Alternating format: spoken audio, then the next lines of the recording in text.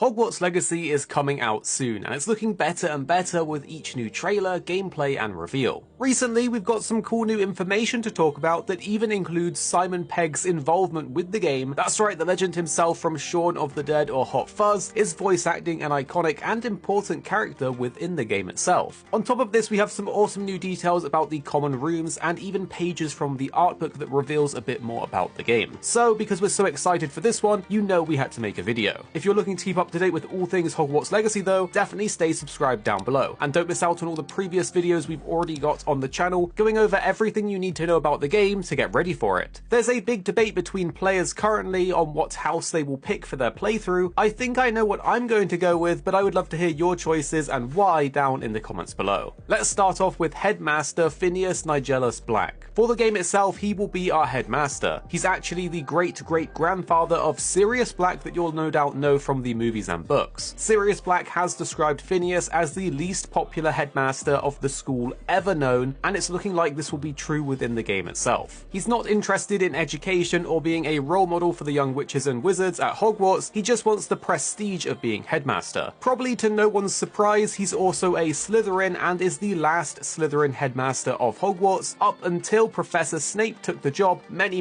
years later. You can actually see a portrait of him within the movies in Dumbledore's office, but also in the Black family tree tapestry. Compared to Sirius Black, Phineas's personality is quite different. Instead of being a somewhat brave and selfless hero like Sirius, he's more of a self-interested fool. So don't expect to get too buddy-buddy with him as headmaster, as it's more than likely he's going to be hindering us as the player. Phineas Nigellus Black is being voiced by Simon Pegg, the iconic English actor who has actually been wanting a role in the wizarding world for quite some time. And he's seemingly very happy and excited to be a part of this as a headmaster and a member of the Black family, which he says is really cool because Sirius is his favourite character from the books. Personally speaking, I think Simon Pegg is brilliant and I can't wait to see how he pulls off this role within the game. So for this detail and character reveal, I'm super hyped. After this, we've got some very small but cool reveals to talk about from the official Hogwarts Legacy channel. It's the fireplaces or Yule logs from each of the house's common rooms within the game. Gryffindor has a very grand or regal stone fireplace with two lion statues on each side, while Slytherin has a very snake-themed stone fireplace. I actually think they've done an amazing job on this one with how much detail is in it. Hufflepuff has a super cozy and somewhat homey cottage-like fireplace with lots of carved wood decorations, and Ravenclaw have quite a different one with a circular standing fire with an emblem of a raven and very ornate trim to the wood. Overall, I love seeing these up close, and it just shows how much detail and care has been put into each of the common rooms that we as the player are going to get to experience and explore. Next is something really cool. We got a sneak peek at some pages from within the Hogwarts Legacy art book that gives us some details about the game and the world itself. Firstly, we have the title page that shows some nice concept art, but nothing else really special there. Then we have the table of content showing chapters 1 through 5, which looks like it's got direct references into how we progress within the game.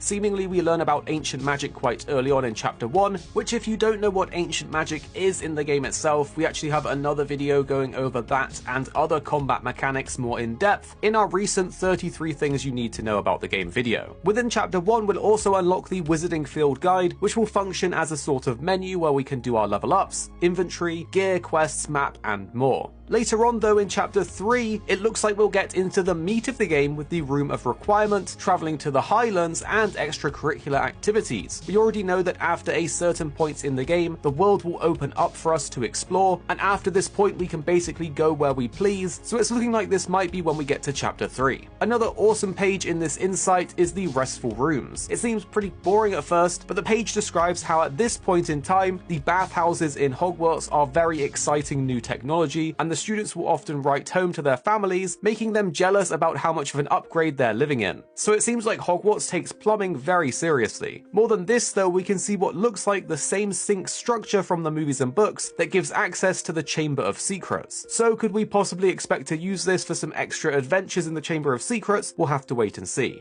Don't expect to see Moaning Myrtle in here, however, because her death was in 1943, and that's after this game is set, which is in the 1800s. Finally, for the art book, we have this really nice page on Honeydukes, the wizarding sweet shop that was first established in 1641. The page describes it as a major meeting place in the town, and it's overrun with fizzing whizbees and chocolate frogs. This is cool because the chocolate frogs, as you probably already know, include a wizard trading card, so it could possibly be that we can collect these in-game for some kind of achievement, or even better, hopefully, an in-game reward. If you're just as excited for Hogwarts Legacy as we are, then definitely support this video by clicking like down below, and don't forget to subscribe so you don't miss out on our next update, or check through the channel in case you've missed one of them already. I'm wondering though, do you plan to use the forbidden spells within the game or not? Are you going to be a good or a bad kind of character? What's your plan for your witch or wizard in this game? Do tell me down below in the comments for inspiration. And the two videos on screen now, we think you'll really enjoy if you did enjoy this one. Of course, you don't have to watch them if you don't want to, but if you did find this one interesting or helpful, you're probably going to like these ones too. And definitely tell us what you think after watching in the comments